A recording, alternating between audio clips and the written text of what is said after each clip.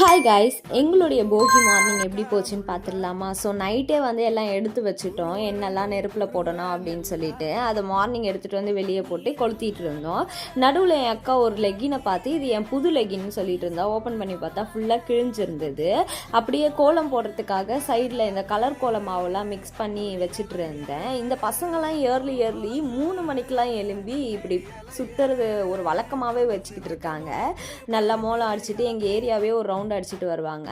அப்படியே ஃபுல்லாக பெருக்கி முடிச்சுட்டு தண்ணியெலாம் தெளிச்சுட்டு கோலம் போடுறதுக்கு ஸ்டார்ட் பண்ணிட்டோம். என் அக்கா தான் போட்டுட்டு இருந்தா, நடுவில் சொதப்பிடுச்சுன்னு சொல்லி ஃபுல்லாக மறுபடியும் அழைச்சிட்டு இருந்தா. அப்புறம் என் கைவண்ணத்தை நான் காட்டுறேன் அப்படின்னு சொல்லி அவகிட்ட நான் வாங்கி கோலம் போட்டுட்டு இருந்தேன். நான் கோலம் போட்டுட்டு இருக்க சொல்ல என் அக்கா நான் கலர் பண்ணுறேன், நீ கோலம் போடு, சீக்கிரம் முடிஞ்சிடும் அப்படின்னு சொல்லிட்டு இருந்தா. அதுக்குள்ளே இவனுங்க எல்லாரும் வந்து, அக்கா நீங்கள் விடிய காத்தால ஸ்டார்ட் பண்ணீங்க, இன்னுமா போட்டுட்டு இருக்கீங்க, எப்போ முடியும், விடிஞ்சிருச்சுன்னு சொல்லி கலாய்ச்சிட்டு இருந்தாங்க.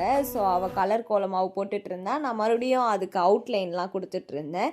இப்படியே விட்டால் டைம் ஆகிடும் அப்படின்னு சொல்லிட்டு 3 பேராக சேர்ந்து கோலம் போட ஆரம்பித்தோம். ஸோ ஃபைனலாக என்னுடைய கோலம் இப்படி தான் இருந்தது. ஸோ நீங்கள் போகியில் என்னென்னலாம் பண்ணீங்க அப்படின்னு சொல்லி கமெண்ட் பண்ணுங்கள்.